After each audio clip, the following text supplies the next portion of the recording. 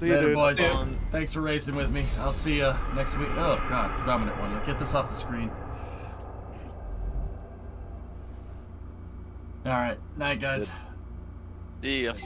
Later. Later.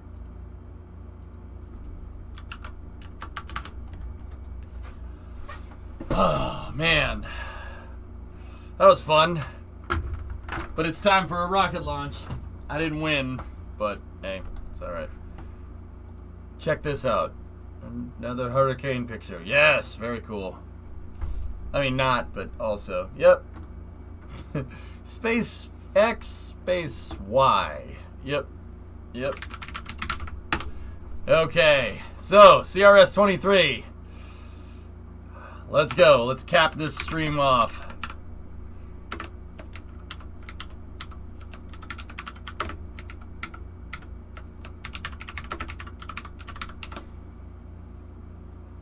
Cap this stream off with a nice rocket launch, hopefully. SpaceX should be live in about 5 minutes. So this is CRS-23. It's a Dragon 2 cargo vessel. The third Dragon 2 cargo vessel resupply going to the ISS. The rocket is a Falcon 9 Block 5.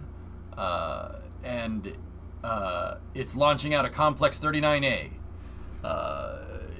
Liftoff is currently targeting 3:15 in the morning, so in about 20 minutes, give or take. And this one is flying northeast out of the Cape. They did do a 24-hour scrub. They tried to launch yesterday, but it was a little bit too lightning-y. Words. So they did a 24-hour recycle and should be looking to launch this thing now. The Dragon 2 cargo capsule is moving a bunch of supplies, food, water, stuff like that, a bunch of science experiments up to the ISS, and should be scheduled for the docking sometime next week. So what you're saying is Mother Nature was flashing us many times, but with electricity. Anyway, Taradra, thank you very much for the raid. Welcome, Taradra Raiders. Sorry, I was in the middle of the race, but I do appreciate it, guys. Thank you very much. You guys know my buddy Taradra. He's up and coming, trying to be in the stream game. He's doing a damn good job doing it, considering all the competition that's out there. You're doing good, man, and I'm proud of you. Zero, thanks for the raid, bud. So, Discovery, go at throttle up. Hey, lols, 34-month resub. How's it going, man? How's KSP? Haven't seen it in a few days. Lols, I did a satellite to the moon to Minmus, return vehicle back down to Kerbin, and completed 3 contracts in one shot and paid out like 300 G's. We are ready to go for the big SSTO on Tuesday, and that's when we'll we'll launch it. I gotta upgrade some things. I'm going to move this. I've decided I want to keep the small SSTO in its own separate launch complex, just in case something goes wrong. I have another launch pad to fall back on with another launch vehicle to keep crew rotations going. So on Tuesday, we are going to move. We're going to move the small SSTO launch complex over to where my museum storage area is, and we'll move the storage area somewhere else. Whoa, can I get a replay? Check that link that Blinga linked up. 17-month resubs, and then it blew up. Yeah, it was a great Kerbal mission. Lols, here, fellas, you want to know how we started this stream? We started this stream with the Astra launch. I got to show you. This is, I can't stop watching it. Take a look. Here, I'll move over here so you guys can see it. Ignition should be 4, at 2. 3, 2, 1. Ignition, 0. First motion. First motion. Oh, shit!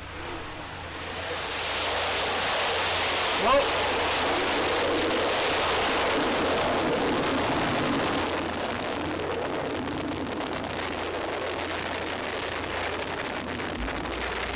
Go, baby, go!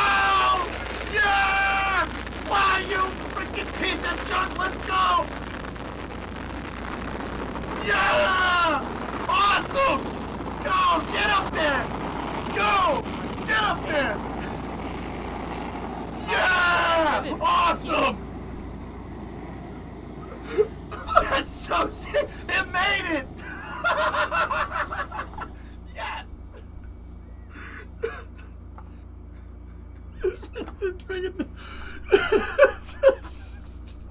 That was how the day started. Let's hope that this is routine, man. Jesus. Cherokee, that happened this afternoon. The freaking thing went sideways off the pad. The engines exploded and it flew out of its own explosion. It was freaking awesome, dude. It went sideways off the pad. That's so cool, and it freaking made it. Oh, it was awesome, dude. That made me so happy. Did you see the dirt bill that it made? Scorched earth, huh? It was so cool. Never gonna see that again. Oh my god. It did a KSP. Dude, how many times has that happened to us in KSP where we tip the pad and the thing just goes sideways? Did we hear from Amando? Let's see. They confirmed that an engine... Oh, here we go. They confirmed that an engine shut off right after ignition. Pretty much the worst time for an engine to shut off. And the other 4 engines compensated and gimbaled off axis to get the thing to get going again. But they weren't sure, so they range terminated it. It had a 50-kilometer apogee, so it was a good... Dude, it was about a fourth of the way to space. That's not bad considering it flew sideways off the pad. Didn't even bother with upper stage ignition. They shut the engines off right after max Q, which really sucks, but... I mean, personally, I would have sent it, but the range guys said no. Shame, but it's so cool. Wong, no, that was a test flight. It was a test flight, guys. It was a test flight for the Space Force, so it's not that big of a deal that it failed, but it's still cool. It's not every day you see a rocket go do a DCX off the pad like that. It was so cool. Like I thought it was so. I saw there was something wrong, and it went like this. Normally, when the rocket goes like this, it just goes down and falls over and blows up. I mean, that's what happens. That's what happens in KSP. But the gimbals actually compensated it and swung it back around, and it took off. Yeah, it did look like a starship, right?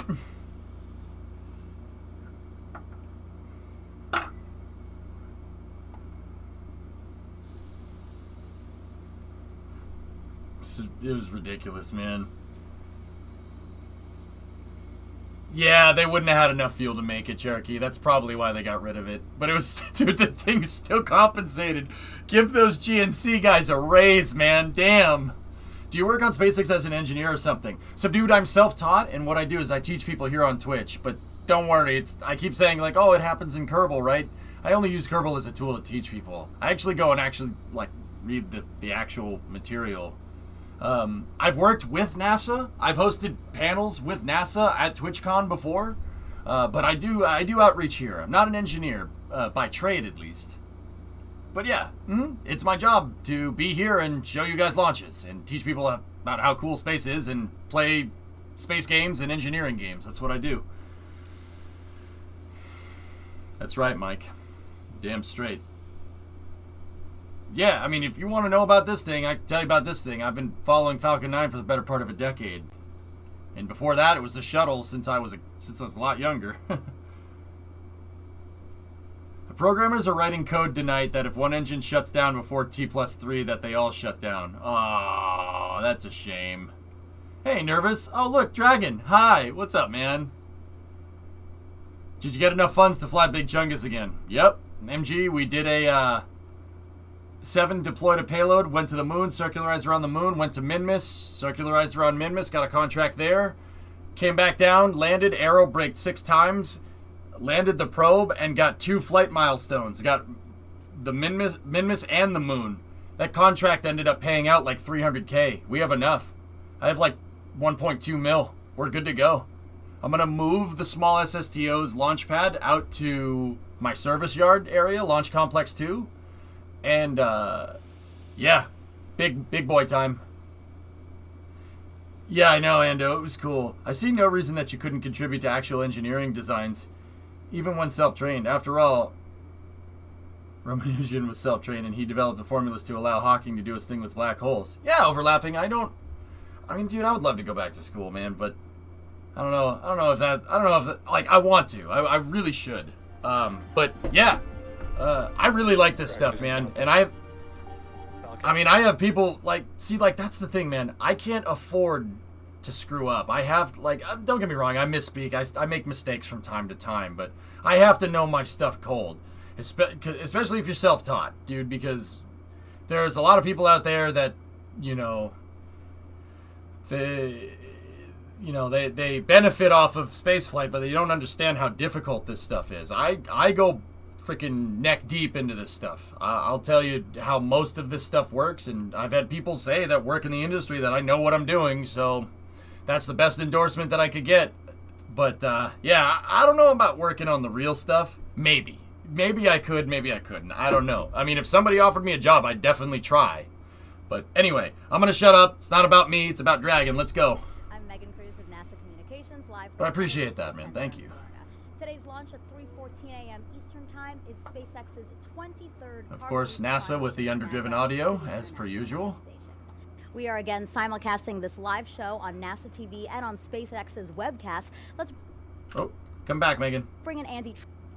This live show on NASA TV and on SpaceX's webcast. Let's bring in Andy Tran now, live from SpaceX's headquarters in Hawthorne, California. Andy, I know you're also hoping for some better weather today, and That's it looks right, like we MGD. have it. Yeah, we are definitely continuing to keep an eye on the weather. If it does cooperate, this will be the third Dragon flight to the space station this year, and also the third cargo resupply mission with our upgraded Dragon. Following a successful launch, this Dragon will be joining the Crew 2 vehicle Endeavour, currently on orbit and attached to the International Space Station. For now, let's take the vehicles out on... All right, he's talking about the vehicle. I'm just going to give us a fast forward because I clicked that pause button. Let's go over here and just speed it up a little bit so we catch up. Has there been any info on the Electron launch failure? Electron? Oh, Astra? One of their engines shut off. It voided itself, like, right after... Oh, I dropped my... I have an Allen key in my hand. They're spraying down the deck of the drone ship there. They do that to film cool the deck of the drone ship so the rocket doesn't melt it. They said one of the engines shut off right after ignition. Pretty much worst case scenario. That is literally the worst thing that can happen. That's why a lot of rockets hold themselves on the pad. They hold themselves on the pad and they let it go when all the engines have been working for a couple of seconds. But yeah, worst case for them. But dude, it's still compensated, which is just fantastic. It's so cool. Better it's looking today. Yeah, Megan, as you said, That's it is right, looking Ivan. so much better today. Appreciate that. And so yesterday we had a lot of concerns happening really close to launch. And as is the case with all weather concerns, it just takes time to get past them. And that's what we saw yesterday is we didn't have enough time. And so we were concerned about things that either actual natural lightning or generating lightning as we flew through the atmosphere. Yeah, this is... So SpaceX after CRS-20, Commercial Resupply Mission 20, which was a year ago. A little bit more than a year ago, I think. I lost track of time after COVID, man. I'm not going to lie to you. I still don't know what freaking year is it. I still say it's 2020, but whatever. SpaceX switched to an all Dragon 2 platform. They have Dragon 2 Crew and Dragon 2 Cargo. This one is just carrying cargo. Any mission you see with CRS designation is uncrewed. No people are aboard, but the capsule looks like Dragon 2 on the outside, save for a couple of features. They don't have the launch escape system on these cargo Dragon capsules. They don't need it. There's no humans on board, so they use that extra mass. They take the engines off and they use that extra mass to give it more payload capacity. Another thing is that the cargo Dragons only have 2 fins on the trunk. There's only 2 fins instead of 4. Those fin stabilizers are there for the launch escape system, which is also not there. The reason why they have only 2 fins instead of 4 is for the solar panels and the radiators. Some of the solar panels go out onto that wing, so to standardize the solar panels and radiators, which is the dark and light spots on the bottom of the Dragon capsule. Like see right there, they have 2 fins on either one, but the crew one has 4. This is it's gonna be the first landing on this drone ship. They're gonna land this booster on a short fall of gravitas. Here, listen. Launching on SpaceX's 23rd commercial resupply let's key back services in. mission. Moreover, these projects will be supporting the validation of the Faraday Research Facility, a new commercial research facility operated by Closeout that is flying on this mission and will provide additional avenues of experimentation for future investigators. Specifically, the Girl Scouts of Citrus, in conjunction with Space Kids Global, will launch 3 different student-led investigations, all evaluating the characteristics of living organisms in low Earth orbit. One experiment will examine microgravity's effects on ant behavior. Another will look at plant growth in space. And the last will explore how brine shrimp move and behave in the low Earth orbit environment. A team of researchers from Houston Methodist Research Institute is also launching an investigation on this mission that will utilize the Faraday Research Facility. This team has a long and exciting history of space-based R&D in areas ranging from nanofluidics to drug delivery technology development, rodent research, and advanced materials.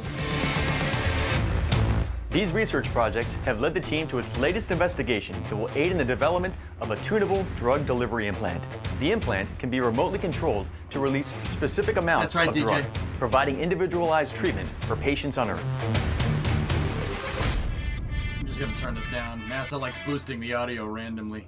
It's like when you're watching TV and the commercials are louder than the damn television show. Such a pain in the butt. Research sponsored by the National Lab aims to bring value to our nation and drive a robust market in low Earth orbit.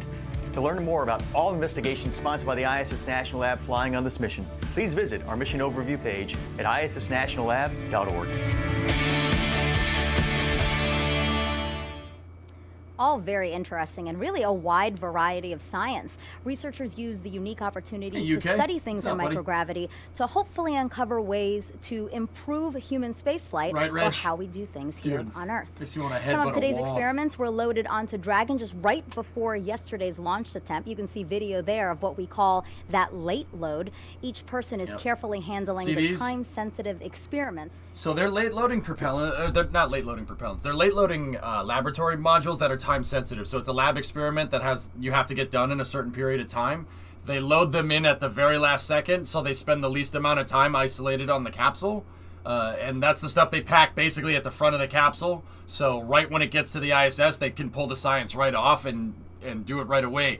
Those big metal boxes are called racks.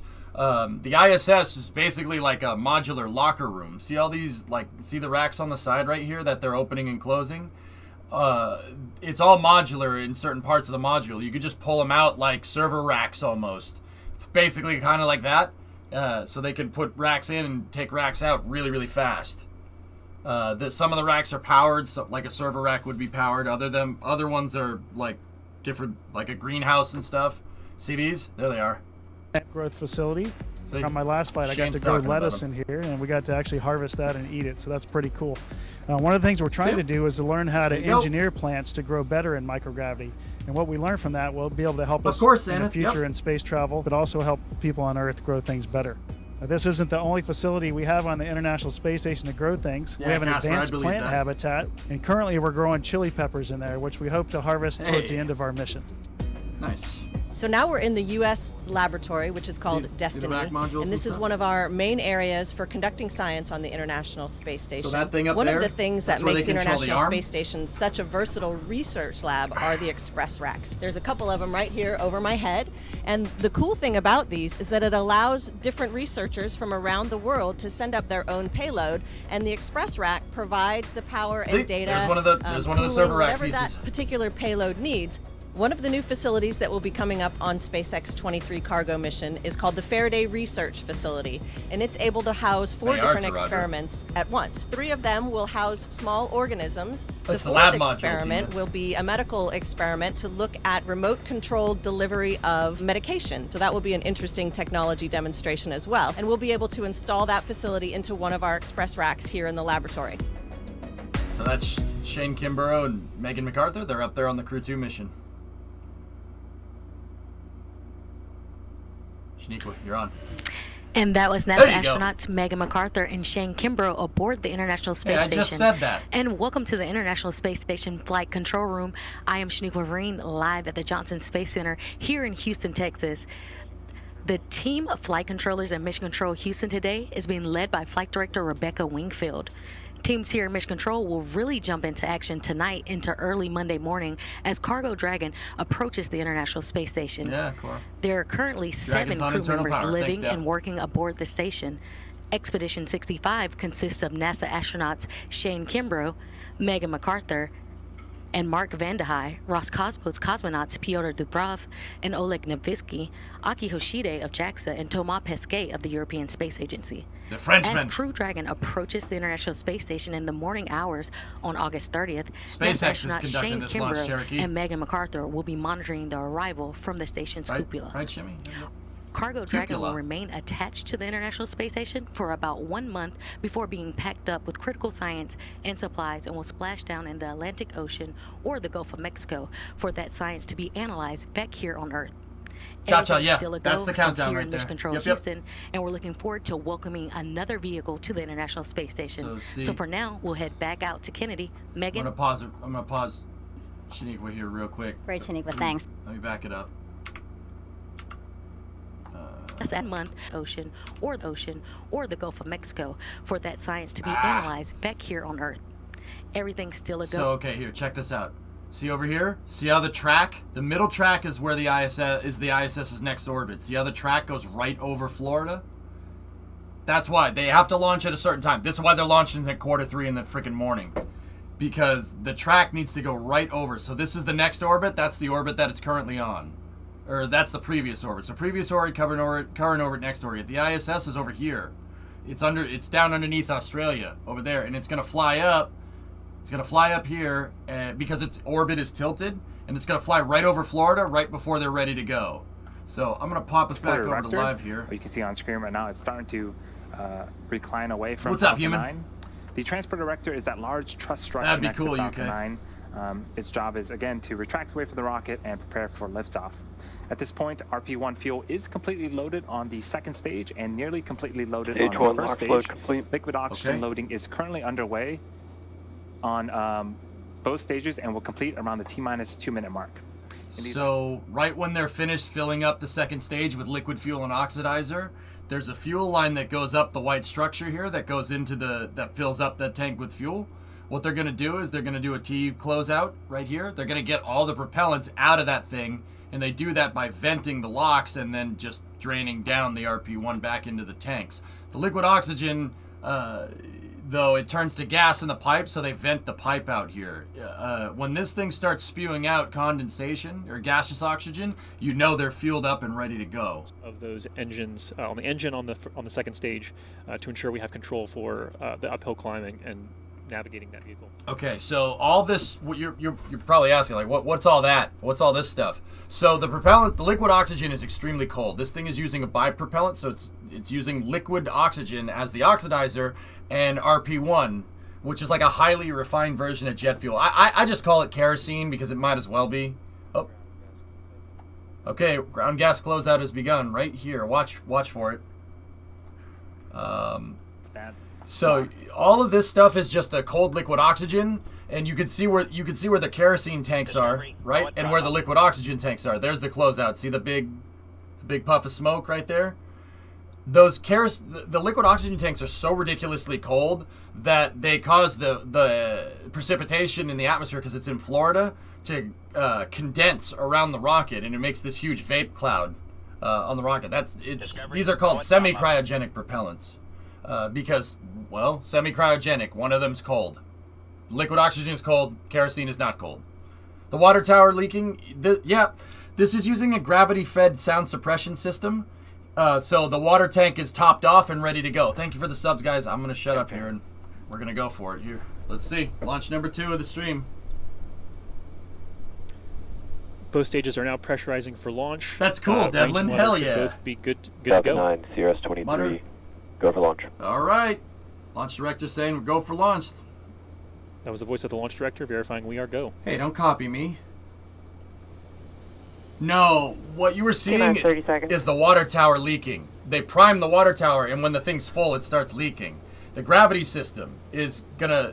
These things are gonna turn on, and those pipes right there are connected right into the water tower. They're just gonna turn the tap on and let Archimedes' principle kind of do its thing. Seconds. Here we go. Watch. They'll turn on. 9, 8, See?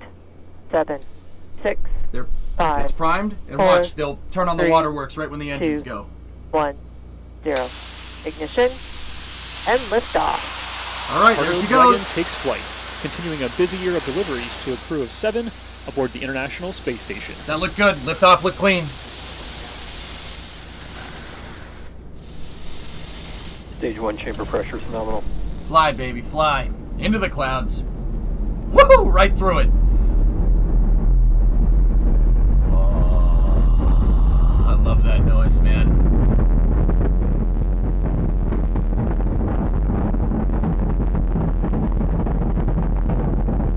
Okay, rocket's gonna approach maximum dynamic pressure, or max Q. It's peak aerodynamic load on the vehicle.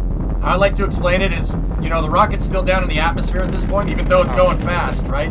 It can't move the air out of the way fast enough, so air starts to compress on the top. Seconds into flight. Has cleared the tower and is currently headed to air starts space. to compress on the top, and about, it tries to accordion the rocket. Here, we're coming up on max Q. This is where the vehicle will experience the highest amount of aerodynamic pressures. So, like, the air is compressing right up on the nose cone on Dragon, and that can cause a compression load on the rocket. You don't put a fuel tank in a vise and try to squeeze it. That's what these are. Max Q. You don't want that, throttle so down the Merlin engines in they throttle preparation down for that event. Coming up are 5 more events in rapid succession. Main engine cutoff, stage separation, first stage flip, second engine start 1, and then the boost back burn on the first stage will begin. Okay. Main engine cutoff, also known as MECO, is where all 9 M1D engines on the Falcon 9 first stage will shut down. Throttle up. This is followed by stage separation, or the separation of the first and second stages. From there, the first stage will flip to prepare it for re-entry and landing a few minutes later. And it's the probably like Merlin 5 vacuum engine to on 10 the second stage will ignite to boost Dragon to low Earth orbit, and that's also known as 5 to 10 SES-1. kilopascals, dude. It's not much. The first stage will then begin its boost back burn. That is the first of 3 burns needed to land on our drone ship today. So the flight controller called out MVAC chill, meaning they've started priming the second stage engine for flight. Those 5 events, main engine cutoff is coming. I mean, it's already flying, but when it pops out of the first stage here, watch this. They started trickling propellants in. Now we're looking up the business end of the second stage here. Watch this. This is a pneumatic rod that'll push it away and help keep it. It helps keep it centered. And it'll push it away. There's MECO. All right, watch. Stage separation confirmed. There it goes. Out the business end. And... Impact ignition. Perfect. If you look, if you notice, the first stage started to turn away. What the first stage is doing is using its attitude control thrusters. It's flying through the second stage plume right now. Look at this. Oh, that's cool. It's turning itself around, firing its engines to start to slow down to land out on the drone strip. Stage separation. The first stage performed the flip. The second stage on the right-hand side of your screen ignited its Merlin vacuum engine. How the gas propagates, basically what you're looking at here is because the first stage turned around and fired its engine and the second stage kept going, you're seeing the first and second stage plumes hit each other in the upper atmosphere, so the gas kind of propagates in a very, very bizarre way. Because of the really, really low pressure up there, the gas can move around kind of freely. It can kind of just go wherever. So when the plumes hit each other, they just kind of trickle all over the place. It's really interesting to see. To the International Space Station for NASA. This is SpaceX's 21st It's a short mission drone ship landing. And this is the cargo configuration of our Dragon spacecraft. Acquisition of signal. It's very close. Usually should be 600, so they did do a boost back burn. You might be interested to know, in order to get into space, the rocket has to do more than just go up. It actually has to go sideways really, really fast. At liftoff, gravity is pulling straight down the rocket, and as we ascend, we tilt the engines. That turns the rockets horizontally. Yeah, we're still going landing up, but we're also heading horizontally away from the launch pad in what we call a gravity turn. So this is the first time they're going to land on their brand new drone ship. SpaceX takes barges like that they use for shipping cargo up the Mississippi. They take those barges and they basically put thrusters from an oil rig on it, and they use it as a mobile landing ship. They call them autonomous spaceport drone ships. SpaceX has 3 of them. One of them, a Shortfall of Gravitas, that's the name of the ship. Now it's brand new. This is the first time a rocket's going to attempt to land on the brand new one. SpaceX has had 2 for like the last 10 years up until this point, or well, 5 really. They started landing rockets about 5 years ago. Seems like a long time ago, but now that's the norm. So it's really crazy to see another one. As like a brand new one. Just been used to the other 2 for the longest time. And hey, that great picture. Beginning of that burn is happening in just under a minute. A Shortfall of Gravitas, ASOG or ASOG. I call it ASOG. Seems like we've lost the video footage of the first stage. Hopefully we can get it back. Okay. In order to see that re-entry burn. Yeah, Wong, almost 6 years. That's right. But on the bottom left-hand side of the screen is a speedometer of sorts tracking the velocity of the first stage. So these numbers right here between the first and second stage, this isn't like a simulation. These aren't simulated numbers. This is the actual telemetry. So long as these numbers are changing, they have contact with that first stage. If these numbers kind of stop, that means you lost connection. Now, this first stage can lose connection during the entry burn because it's flying through its own exhaust cloud. But see, that works for you both ways. The first stage is now firing its engine, right? Oh, see, here it goes. It's going to fire its engine, and what it's doing now, it's flying through its own exhaust because the business end is pointed in the way that it's going, right? The nozzle's pointed down. What it's doing right there is actually giving itself a heat shield. That's not just to slow that rocket down. Falcon 9 fires its engines, and the gas coming out of those engines actually pushes the reentry heating out and away. And Falcon 9 flies in a cool column of gas, and it doesn't need a heat shield. It's really cool. It's called chat supersonic retropropulsion. SSRP for short. It's a technology that was designed by NASA for landing rockets on Mars. SpaceX co-opted that and said, "Hey, can we use that here?" And NASA's like, "Yeah, dude. Sure. Yeah, bro. Go ahead." So that's why it doesn't need a heat shield. It's really cool. The rocket engine just pushes the plasma away from reentry heating, which is really, really interesting stuff. But I'm going to shut up here. We should be landing soon. On it, and it's currently the rocket exhaust is hot, but it's not as hot as reentry heat. Haha, yeah.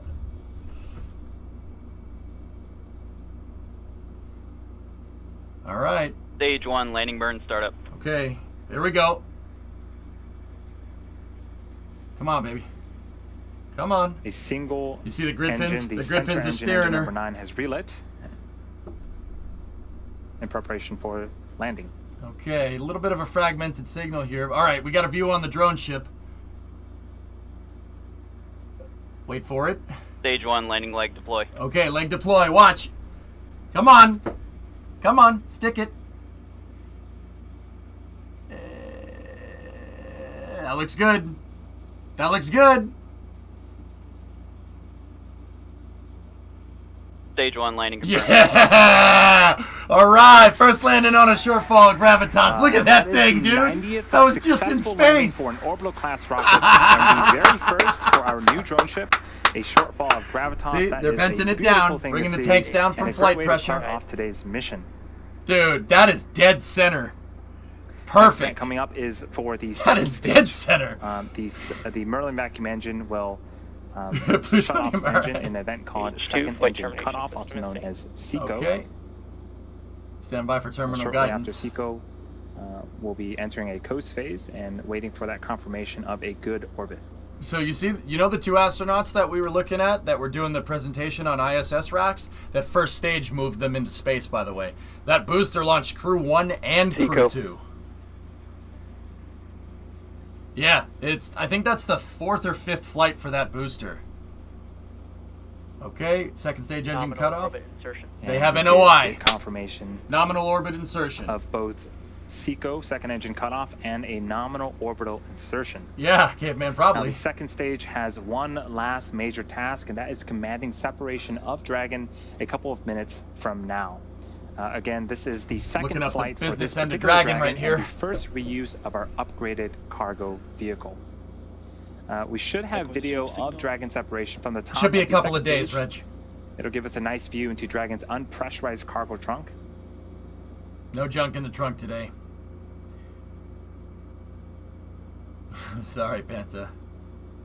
And when this Dragon makes its way to the International Space Station, it will be joining the Crew 2 vehicle Endeavour, currently on orbit and attached to the International Space Station. Dragon uses the RCS to move around in space, Shady. International Space Station once again. And again, for cargo, we will be delivering over. I agree, Ali. I'm right there with you, pal. Science, research, crew supplies, and vehicle hardware to the orbiting laboratory. You'll see its engines fire in a second. This includes the brine shrimps and ants that we had talked about earlier in the broadcast. So the second stage, UK, they're going to control it after it deploys Dragon. So it's already in a parking orbit. What does that parking orbit mean? Parking orbit means if something goes wrong, the stage will eventually come back down unguided. But SpaceX will do a controlled deorbit over the South Pacific, where there's no shipping lanes or anything. They'll basically take the stage, turn it around, retro burn, and it'll come back down. It'll slow down enough to burn up in the atmosphere. Yeah, SpaceX is usually pretty damn good about being a good environmental steward here. Payloads in and out of Dragon. For CRS-23, there are 3 Extend the Lab payloads launching with the mission, and one stock, a 4th, which is currently already attached, which is currently already on the space station. 90th successful landing, dude. To Dragon. Yeah, they got shrimps on board, Dolly. A minute away from that separation from Dragon from the second stage. For now, we are enjoying some views of the second stage Merlin vacuum engine. We can talk a little bit about the upgrades that have been made to Dragon. The first is solar arrays. Typically, after separation, we wait for solar arrays to unfurl from Dragon. This upgraded Dragon has been redesigned, and the solar arrays has its panels built into the trunk section itself, providing power during flight and while on board the station. Another upgrade is how we dock. Before, we needed Dragon to be berth, which is where a robotic arm from the International Space Station reaches out and grabs Dragon and will attach it to the International Space Station. Now, Dragon can autonomously dock using a centerline camera and LiDAR, which is an acronym for Light Detection and Ranging. And so this autonomous docking sequence is what Dragon will go through in the short future as it continues to make its way towards the International Space Station. Separation confirmed. Here we go. That's a pretty good view, huh? And that is a great view of Dragon separating from the top of the second stage. Solar panels are on this side, the radiators on that side, 2 fins. That's how you can tell it's a cargo Dragon. Oh boy. Now the service section Dracos will undergo some checkouts. Coming up is the beginning of the nose cone opening sequence. I'm going to hand it over to Shaniqua in Houston to talk a little bit more about that. He almost said Hawthorne. Shaniqua. Yep. Shit. Hey, come back here. Thanks, Andy. What up? Everything is still going well back here in Houston and Mission Control Houston. Right after Dragon separated, it began a series of automatic checkouts, including some small firings of the Draco maneuvering thrusters. The next milestone is the nose cone deployed. The nose cone protects the docking hardware and rendezvous and tracking elements on top of Dragon during ascent. There are infinite Shaniquas in the multiverse! 4 forward bulkhead thrusters, which Dragon will use for its major burn maneuvers to catch up with the space station. Once open, the nose cone will stay in that position until the very end of its mission, closing prior to re-entry to provide some additional protection to that same hardware during re-entry.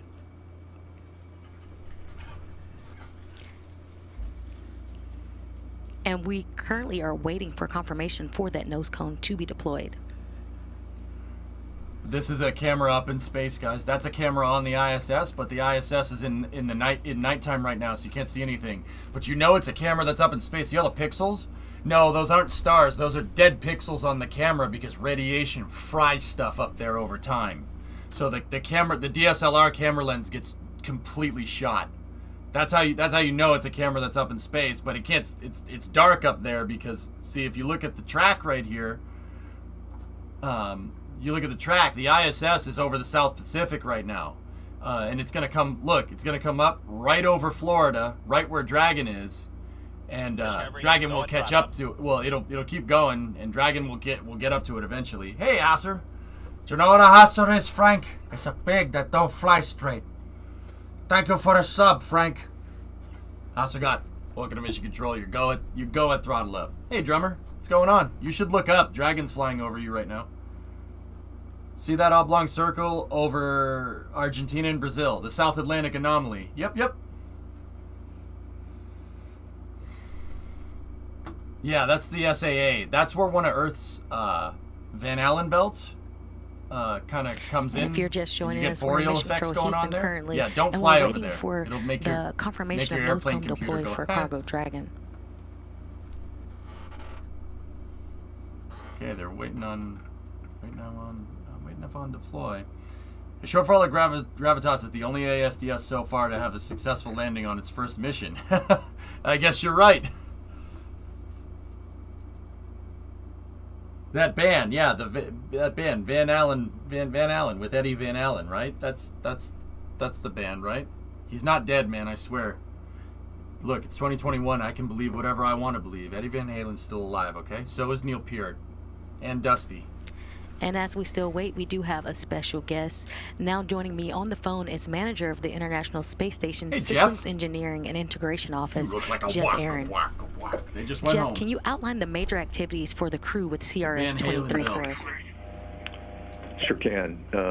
In a word, they're going to be extremely busy conducting research. There's more than a metric ton of research arriving with SpaceX 23, much of which needs to be removed in hours to days to start the science and research mission, because most of which will be completed, most of which will be completed in the entire 30-day mission while SpaceX is on orbit. And then much of that science needs to return with the vehicle upon its departure. I mean, it's 3:30 in the morning, Dino. So in addition to the research mission, the crew will be conducting 3 EVAs over a 10-day period of time. 2 EVAs on the Russian segment. Gotta have more than a metric 2 new ton. power cables will be installed to enable additional power transfer to the, but I'm not going to argue the new module. The module that just arrived actually a month ago today, the multi-purpose laboratory module. And 1 EVA on the U.S. segment to install the 3rd IROSA mod kit, which will enable a future solar array upgrade on the U.S. segment. Cool. Thanks, Jeff. And I know you mentioned a lot about the science and the hardware. It does go over it, Nervous. But how critical are these deliveries for the station and for the astronauts aboard? Go around it? Yeah, these commercial resupply missions are very important to continue advancing it does dip into it. You space station. Got to be careful. Over 3,000 experiments have been conducted during the station's lifetime, which we're now approaching, coming up on 21 years of continuous human presence. On this flight, SpaceX is packed with more than 2 metric tons of supplies, research, technology demonstrations, and hardware. I mean, Pythos 2030 is going to be kind of pushing it, man. Research activities, with the first several days being extremely critical for several experiments. The different modules have better radiation protection. ESA biofilms, and Tango Lab. Obviously, the ones where humans are going to have better rad shielding than the truss segments. You mentioned, Jeff, as always, it's a busy time aboard the International Space Station with cargo vehicles and crews coming and going. You mentioned the 2 Russian spacewalks that are quickly approaching. How complex will the next few months be for the station program and the global partnerships? Yeah, it's always a complex time on ISS. SpaceX 23. We should have done that a long time ago, Forlorn, but it arrives tomorrow. So we should have done that a long time ago, but the vehicle that we had to do that, like keep replacing modules as they get older, we stopped using it. Remember? Following docking to the Node 2 forward port. And by the way, this is the first cargo vehicle that will be docking to the forward port. The hatch will be opened about 2 hours later. Yeah, Jaeger. And then the crew still has several hours of unpacking to do to begin the research program. Proton could do it. Proton with a Briz M upper stage could make it happen. This week, the crew has already begun preparing for each of these upcoming spacewalks. Space shuttle, right there. Which includes suit preparations. I mean, the space shuttle built the ISS. We could keep replacing modules with the shuttle if we were still flying it, but we chose to not do that about 10 years ago. But we have Dragon and Cargo Dragon and Crew Dragon now, and Starliners should be up by the end of the year. So, not the worst case, It's just taking a long Jeff. time. All right, and thanks so much for Nick, joining us today. Back I here did, in SpaceX. the International Space Station Believe Flight that? Control Room, flight controllers are monitoring the systems on the station itself ahead of Dragon's arrival Monday morning.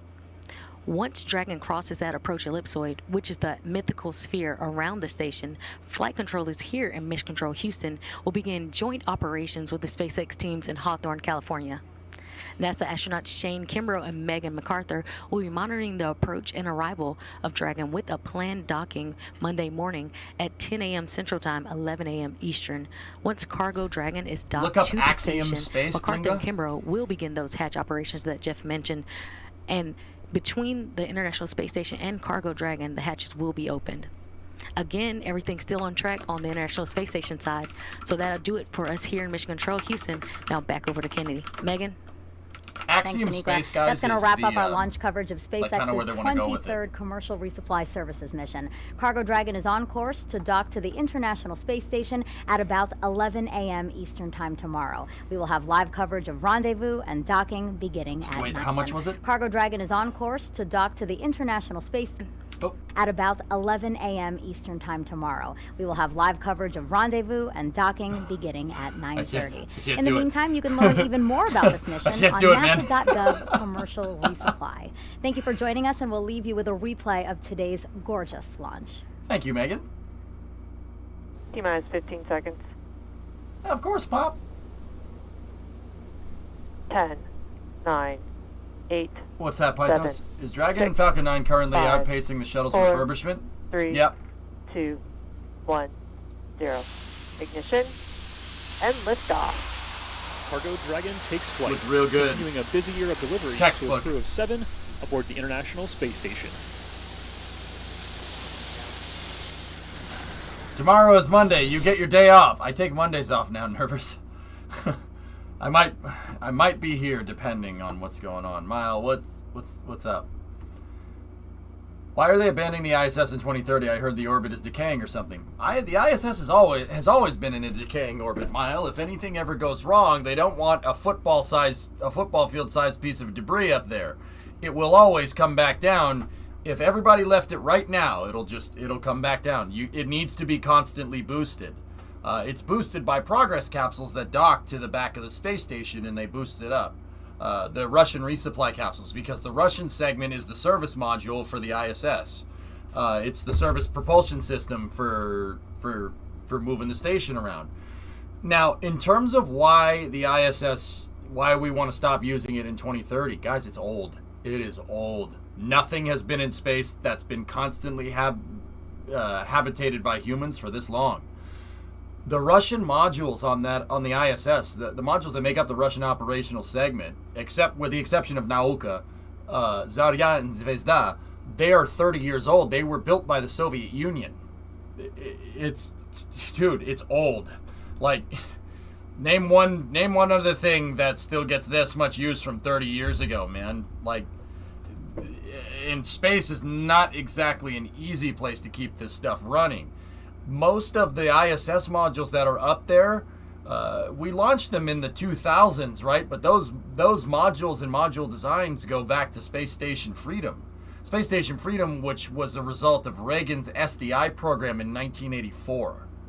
So a lot of these modules are very old. They don't last very long. The technology gets better. There's better ways to do it. I mean, the ISS has had a good run. It's had a good run. It's going to suck when that thing gets abandoned, but hey, hopefully we move on to bigger and better things. If we got a moon base by then, I'm totally good with that, you know? Are they intending on making an ISS too? No, not really. NASA wants to move on to beyond low Earth orbit, BLEO for short. They want to go to the moon and go to Mars and stuff. We don't want to stay stuck here. So what they're doing is, and that's part of the reason why SpaceX has a Dragon capsule and Boeing has Starliner, and NASA's paying companies to make commercial space stations because they want to farm out the stations to commercial, and then pay people to do the science on the station for them while they go and explore the moon, go and explore Mars, etc., etc. So No, there's no replacement for it. There's no real ISS analog replacement. NASA wants to go build an ISS around the moon. That project is called Gateway, and it's cooler than the ISS. I'll be honest with you. Gateway is really cool. They're going to build a station out at lunar orbit, and they'll use that as an access portal, basically a toll booth to get down to the surface. So much for the nice paint job. Yeah, Neuro, that's true. When will the Axiom space go up there? The Axiom modules are scheduled to launch sometime next year. They are working on them right now. They're manufacturing them, but this stuff takes time.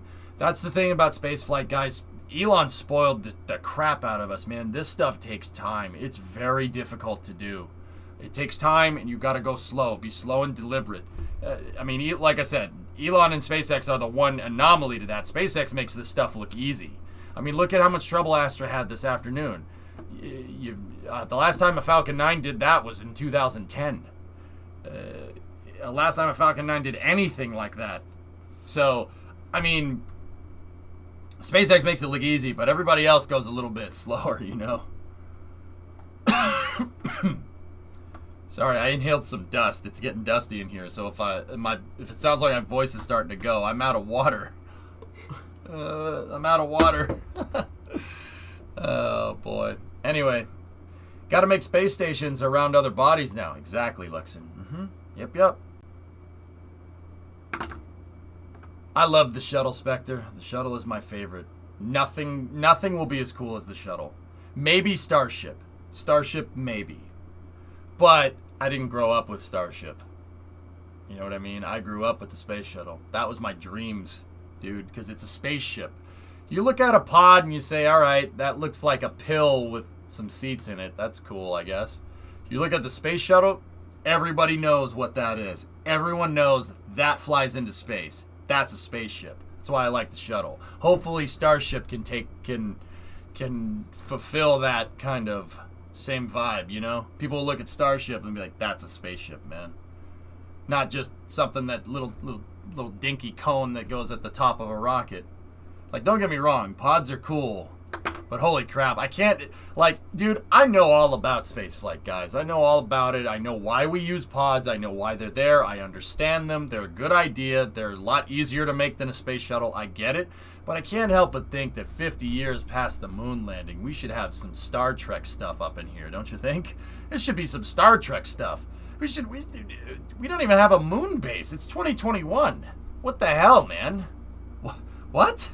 Like, come on, man. My sci-fi nerd is going, really? You know? They just don't have the money. That's going to change. I want my flying car, right? Yeah. Right? Spaceship, rocket ship. Yeah, damn right, dude. Damn right. Last. Riv, what's your last? Dude, I'm getting tired. I still hope we industrialize space by replacing the ISS. There are companies that are working on on-orbit manufacturing. There's a company out of Long Beach, California called Relativity. Relativity is working on being able to do additive manufacturing in space, on the moon, on Mars, wherever. And Relativity has got some big money behind it. They bought McDonnell Douglas's factory. C-17s have been in the news a lot lately, not for really good reasons, but they bought the factory that those planes were built in. So that's not a small factory by any means, and they're going to work on 3D printing fully reusable rockets, and then they're going to work on playing Factorio in space after that. That's Tim Ellis's words, not mine. That's their CEO's words. So we're working on it. We're getting there. We're on the verge of it, man. We're very close. It's right there. We just got to drive it home.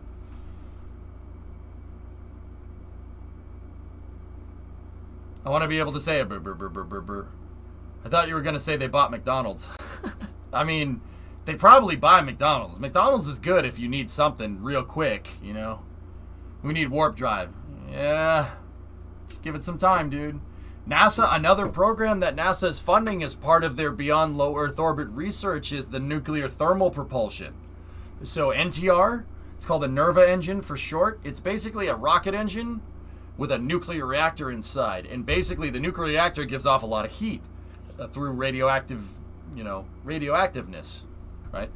And then they flow liquid hydrogen over it to cool it, and it heats it up. And since hydrogen is very good at conducting heat, you can create a rocket engine that basically rockets out the exhaust from keeping the nuclear reactor cool. It's called NERVA, or NTR for short.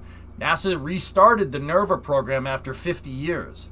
They restarted it under the 2017 Transitional Authorization Act.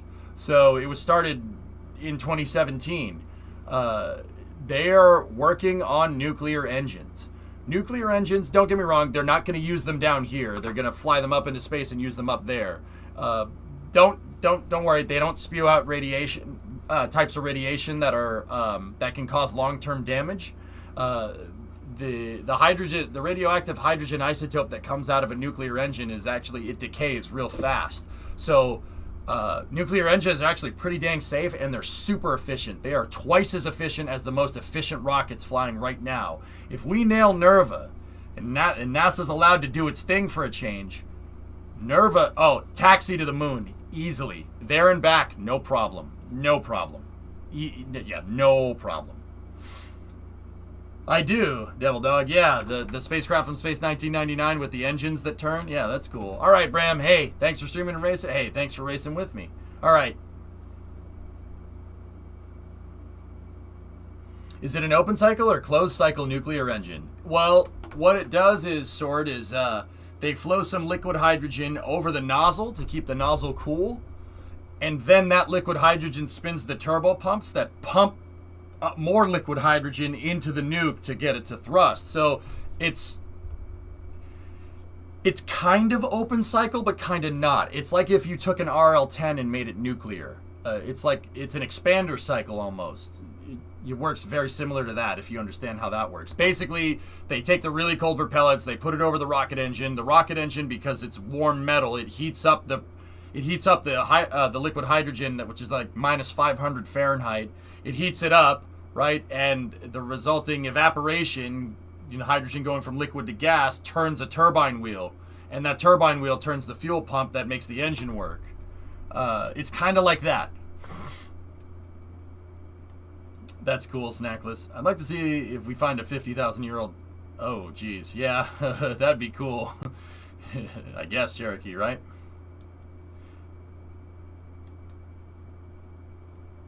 Yeah, the other thing that you could do over Thunder is if we can get... They're also working on nuclear reactors in space. If we can get a nuclear reactor working in space, ion engines are... Hall effect thrusters are... That becomes real fast. Guys, we're this close. We're this close. I've been following this stuff for years. We are this close from, we are this close to going to, expanse levels. It's right there. It's so close, man. Well, maybe not expanse, but, halfway between us and the expanse, we are that close. NASA is working on missions right now that are going to the asteroid belt to prospect for resources, man. They're working on the Lucy and the Psyche mission. Lucy's going to visit a bunch of asteroids in the belt to see what they're up to, basically. And then the Psyche mission is going to specifically scout out an asteroid that NASA thinks has trillions of dollars worth of resources on it, rare earth metals, so titanium, platinum, chromium, copper, stuff like that. Maybe not copper so much, but you get the idea. We're right there. When are we looking at Star Trek level? I can't say. I don't know. Nah, awesome. We're almost not born too early. Bastion. I see what you did there. All right, guys. Hey, look, I'm 16 hours in on this stream. I did a 15 and a half hour stream yesterday. And then I did a 13-hour stream almost every day this week. So... Hey, thanks for watching. I hope you guys enjoy it. Have a good rest of your weekend. I'm going to get some sleep so I can wake up for the spa race, for the Formula 1 race in the morning. Discovery, go and throttle up. Hey, Lego, 11-month resub. Always, yeah, Cherokee, thank you. Take care. All right, guys. Hey, thank you very much for watching. I do appreciate it. The next time I'm going to stream is probably on Tuesday. Tuesday at noontime, we'll kick the week off with some Starbase. and then we'll get into sorting out getting the big SSTO running on Tuesday. I hope you guys enjoyed it. In terms of rocket launches, there should be more on the list here. We have an Electron launch still scheduled for this month. And then Firefly has their Alpha. Firefly is another small sat launcher. They have their Alpha launch on the 2nd. And then the next Falcon 9 to launch is Inspiration 4 on the 15th of September. That's going to have people on board. So there's plenty more rocket launches, plenty more content coming from me. Yeah, so if you like it, follow. If you don't, I'll catch you later. No hard feelings. Let's see who's still streaming. Is anyone still streaming? Jeez. I don't think anybody's around. Sleep well. Akira is live? I don't think Akira's ready. He'll blow a gasket if we raid him right now. I'm serious. He will blow a gasket.